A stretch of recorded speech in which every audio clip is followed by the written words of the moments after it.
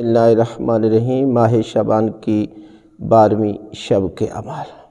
آہستہ آہستہ وہ رات کہ جو رات افضل ترین رات ہے کہ جس میں تقدیر لکھی جاتی ہے، جس میں روزی تقسیم ہوتی ہے، جس میں انسان کی تقدیر بدل جاتی ہے، اس رات کی طرف آپ جا رہے ہیں۔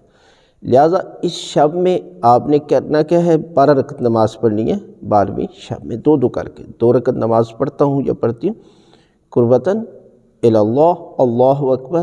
سورہ الحمد کے بعد 10 مرتبہ سورہ تکاثر کی تلاوت کریں، اور دوسری رکعت میں بھی سورہ الحمد کے بعد 10 مرتبہ سورہ تکاثر کی تلاوت کریں۔ لوگ کہتے ہیں کہ جی ہمیں اعمال جو ہے وہ یہ صورت نہیں آتی، یہ نہیں آتی، آیت الکرسی نہیں آتی، اوپر سے دیکھ کر پڑھ لیا کریں۔ نفلی نماز چلتے پھرتے بیٹھ کر بھی آپ پڑھ سکتے ہیں، کوئی مسئلہ نہیں ہے۔ لیکن اگر آپ کو یہ صورتیں نہیں آتی، سورہ توحید تو آتی ہے، تو آپ ان کی جگہ پر سورہ توحید کی تلاوت کر لیں۔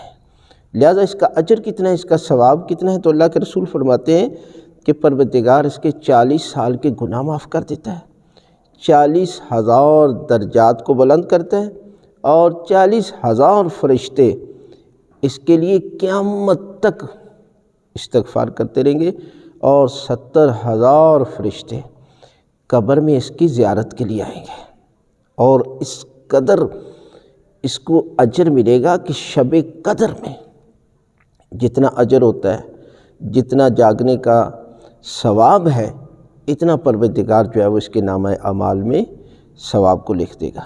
لہٰذا اس شب ان اعمال کو ضرور انجام دیں۔